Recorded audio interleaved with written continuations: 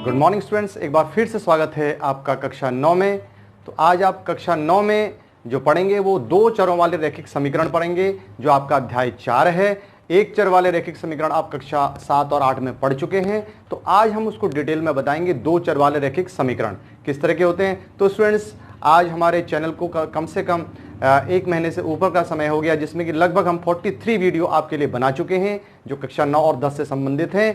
जिन छात्रों ने जो कक्षा 9 और 10 के हैं, जिन छात्रों ने अभी तक चैनल सब्सक्राइब नहीं किया है, वो चैनल को सब्सक्राइब कर सारे वीडियो देख सकते हैं अपनी अपनी कक्षा के। और चैनल को अगर पसंद आता है आपको, वीडियो को लाइक करें, शेयर करें।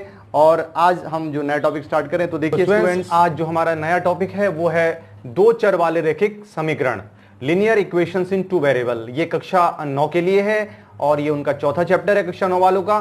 तो आपको ध्यान देना है दो चरों वाले रैखिक समीकरण। अब एक चर वाले रैखिक समीकरण आप कक्षा 7 और 8 में पढ़ चुके हैं, और अब इसमें जो बात आ रही है वो दो चर वाले रैखिक समीकरण की बात आ रही है। दो चर वाले किस तरह के होते हैं, इससे पहले मैं आपको प्रीवियस टॉपिक में समझा चुका हूं, प्रीवियस वीडियो में बता चुका हूं कि चर और अचर क्या होते हैं। आपको पता होता है कि चर वो राशि होती है जिनका मान क्या होता है, बदलता रहता है, और अचर वो राशि जिनका मान सदैव एक जैसा रहता है। जैसे कि चर को हम बात करते हैं एक्स और वाई से डिनोट करते हैं, ए बी सी, ये सब हम चर राशि डिनोट करते हैं, इनके मान आपके बदलते रहते हैं। और जो अचर राशि फिक्स है, जैसे कि 3 3 ही है, 4 4 ही रहेगा, ये बदल नहीं सकता, तो ये अचर राशि होती है। तो स्टूडेंट्स, हम आप जो है आज ये आपके पास जो टॉपिक है वो है दो चर वाले रैखिक समीकरण। तो सबसे पहले हम ध्यान देंगे एक चर वाले रैखिक समीकरण क्या होते हैं। एक चर वाले रैखिक समीकरण, तो पहले तो एक चर वाले रैखिक समीकरण के बारे में समझेंगे, एक बार आपका पिछला रिकैप्चुलेट हो जाएगा। वे समीकरण जिनमें केवल एक ही चर हो और चर की घात क्या हो, एक हो, रैखिक समीकरण कहलाते हैं। यानी कि चर की घात क्या हो, केवल एक होनी चाहिए। चर की घात कितनी होनी चाहिए, वो एक। जैसे कि हम इसको डिनोट करते हैं ax plus B is equal to 0 से। अब आप यहां पर देख रहे हैं ये चर राशि है, ये हमारा क्या है, चर राशि है, और इसकी घात कितनी है, कुछ नहीं है, तो क्या मानी जाती है, एक। तो ये क्या है आपका एक चर वाली रैखिक समीकरण। जैसे एग्जांपल मैंने लिया है 5x माइनस 40, इसमें चर केवल एक ही आ रहा है x, जिसकी वैल्यू आपको निकालनी है। निकालने का तरीका सबको पता होता है, इसको उधर ले जाएं तो आराम से आप निकाल सकते हैं। किस तरह से, 5x इज इक्वल टू, इसको उधर ले जाए माइनस प्लस हो जाएगा, और x इज इक्वल टू क्या हो जाएगा, 40/5, और ये हो गया 8 टाइम्स, तो 8 आंसर आ जाएगा। तो बहुत आसानी से आप वैल्यू को निकाल सकते हैं। तो अब यहां ध्यान दीजिए, ये तो हो गई एक चर वाले रैखिक समीकरण। अब ध्यान दें रैखिक समीकरण का मतलब क्या है। रैखिक का मतलब उसकी जो है घात जो है वो एक ही होनी चाहिए। और हमेशा जो रैखिक समीकरण होते हैं, एक चर वाले हों या दो चर वाले हों, उनकी एक सरल रेखा ही बनती है। जब उसका ग्राफ पे हम बनाएंगे तो वो क्या बनेगी, एक सरल रेखा ही बनेगी, ऋजु रेखा ही बनेगी। तो आप सीधी रेखा उसकी बनती है जब ग्राफ पे हम उसको बनाते हैं, प्लॉट करते हैं। अब आते हैं हम दो चर वाले रैखिक समीकरण। अब दो चर वाले रैखिक समीकरण क्या हुए भाई, एक चर वाले में क्या हुआ कि आपने देखा कि भाई उसमें एक ही चर था।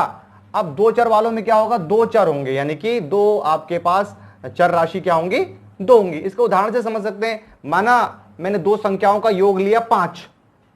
अब दो संख्या है, उनका योग 5 है, तो वो क्या क्या संख्या हो सकती है, वो 0 और 5 भी हो सकती है, क्योंकि दोनों को जोड़ेंगे कितना आएगा, 5 ही आएगा। 1 और 4 भी हो सकती है, 2 और 3 भी हो सकती है, 3 और 2 भी हो सकती है, 4 और 1 भी, बहुत सारे हो सकते हैं, और माइनस में भी ले सकते हैं। तो इसमें दो आपकी राशियां आ रही हैं, देख बदल रही हैं। अभी इसको हम माना, पहली संख्या हमने क्या मान ली, x, और दूसरी संख्या क्या मान ली हमने, y। तो यानी कि इसका मतलब क्या है, पहली प्लस दूसरी बराबर कितना है, 5। अब यहां पर क्या आ गए, दो चर। और रैखिक क्यों है, क्योंकि चर की घात कितनी है, एक, क्योंकि घात तो कुछ नहीं होती तो क्या मानी जाती है। अब ये दो चर वाला एक रैखिक समीकरण बन गया, समझ गए। तो इस तरह से हमारा दो चर वाला रैखिक समीकरण, इसमें क्या होंगे, चर दो होंगे, और उनकी घात हमेशा, दोनों चरों की घात क्या होगी, एक होगी। अब इसको जो इसका डिनोटेशन का तरीका होता है, जो इसकी जर्नल इक्वेशन होती है, अब ये मान व्यापक जो इसका पद का सूत्र होता है रैखिक दो चर वालों का, वो होता है ax plus B Y is equal to C. अब देखिए यहां पर चर राशि क्या है, x और y, यानी दो चर वाले रैखिक समीकरण यहां पर हैं। ये हमारा a b c कोई भी वास्तविक संख्याएं हो सकती हैं, परंतु ध्यान दें a 0 के बराबर नहीं होना चाहिए, b 0 के बराबर नहीं। अगर a 0 के बराबर तो ये 0 है तो फिर एक चर हो जाएगा। अगर b 0 हो जाएगा तो फिर ये 0 हो जाएगा पूरी टर्म। तो a और b जो x के गुणांक हैं और y के गुणांक है, हमेशा जो है कोई वास्तविक संख्या वो होनी चाहिए। तो बहुत आसान सी बात समझ में आ गई, दो चर वाले रैखिक समीकरण। अब आते हैं इसके प्रश्न पर। देखिए 4.1 प्रश्नावली है, इसमें जो प्रश्न पहला प्रश्न है आपके पास है वह एक नोटबुक की कीमत एक कलम की कीमत से दोगुनी है।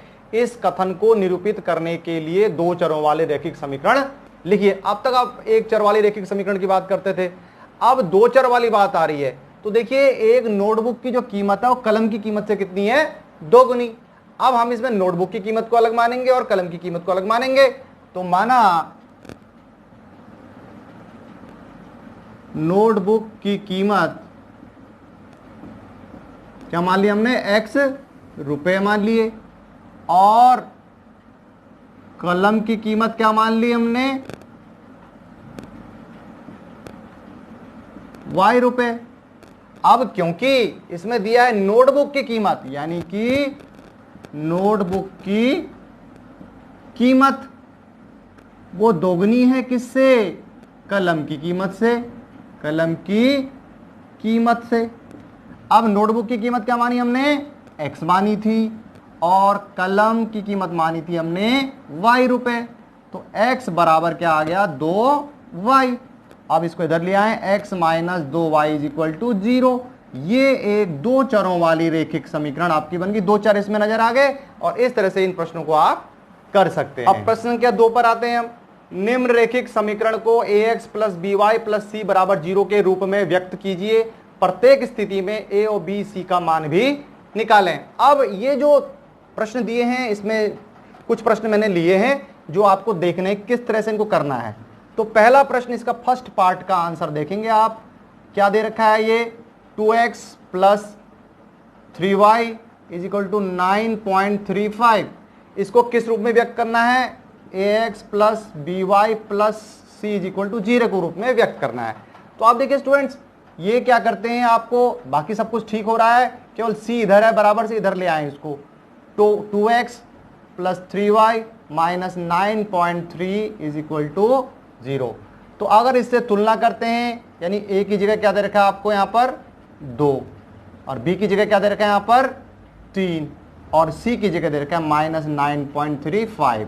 तो बहुत आसानी से आपने कर लिया इसको। अब आते हैं हम इसके दूसरे पार्ट पर।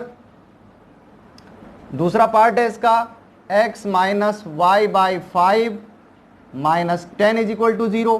फिर इसको किस फॉर्म में करना है, ax plus by plus c is equal to 0 की फॉर्म में। तो आप देख रहे हैं यहाँ पर ये बिल्कुल सही बन गई है। अब इसमें प्रॉब्लम क्या आ रही है कि इसमें a क्या, एक इसका x का गुणांक होता है और b y का गुणांक होता है। अब y का गुणांक कुछ नहीं है, तो यहाँ ऊपर तो 1 मानेंगे और नीचे क्या है 5 है, तो माइनस भी लिखेंगे 1/5 हो गया, और c हमारे पास ये क्या हो जाएगा माइनस का 10। तो इस तरह से ये प्रश्न भी हो गया। अब हम आते हैं, इसी तरह से हम एक प्रश्न और लेते हैं। अब देखेंगे हम थर्ड पार्ट को, minus 2x plus 3y is equal to 6। अब इसमें क्या करेंगे, हम पहले इधर ले आएंगे इसको, minus 2x plus 3y minus 6 is equal to 0। किस फॉर्म में हो गया ये इस रूप में आपने लिख दिया, आपने इस रूप में लिख दिया, नहीं लिख दिया, ये बिल्कुल इस रूप में हो गया। अब तुलना करके ए बी सी की वैल्यू, अब a का मतलब है x के आगे वाला गुणांक कितना है -2, b कितना है y के आगे वाला 3, और c कितना है -6। बहुत आसानी से आपने कर लिया। अब आपके हम एक पार्ट और ले रहे हैं, इसका जो 7th पार्ट है, बाकी के प्रश्न आपने खुद करने हैं। अब इसमें जब इसको इस रूप में बनाएंगे, ax plus by plus c is equal to 0। अब इसमें तो x तो है ही नहीं कहीं, y है और c, तो x नहीं है तो कोई बात नहीं। अब इसको लिखते हैं 0x प्लस, भाई x नहीं है तो 0 तो 0 ही होगा, 0 लिखने फर्क पड़ता नहीं जोड़ने घटाने पे। ये आपका y हो गया और -2 इज इक्वल टू 0। तो लिखना तो हमें a का मान भी है ना, तो एक कुछ नहीं है यहाँ पर, a क्या माना जाएगा 0 माना जाएगा। अगर नहीं है तो भाई x है ही नहीं, यहाँ पे 0 हो गया। और b y का जो होता है गुणांक होता है, अब y यहाँ पर कितना है, कुछ नहीं है गुणांक, तो क्या माना जाएगा ये 1, और c जो है यहाँ पर -2 है। तो जो चीज नहीं होती है, जैसे माना यहाँ पर x नहीं है तो उसके आगे गुणांक ऑटोमेटिकली क्या है 0 है। तो किसी भी समीकरण में आपने देख लेना है, इस तरह से इनको जो है इनके गुणांक आपने निकाले, एबीसी के मान निकाले और इस तरह के जो प्रश्न है आपने किए तो बहुत आसानी से आप इनको कर सकते हैं। बाकी के जो प्रश्न हैं वो आप खुद इसको हल करेंगे। बाकी अब इस प्रश्नावली में हम 4.1 के जो बाकी के जो प्रश्न हैं वो हम आपको अगली वीडियो में लेके आएंगे। तब तक के लिए आप इस वीडियो को जब भी देखें पूरी वीडियो को, जब तक ये पूरी तरह से फिनिश ना हो जाए, और बार बार रिपीट करके देखें जिससे कि आपको प्रश्न अच्छी तरह से समझ में आ जाए, जिससे कि आप उस तरह के प्रश्नों को हल कर पाएं।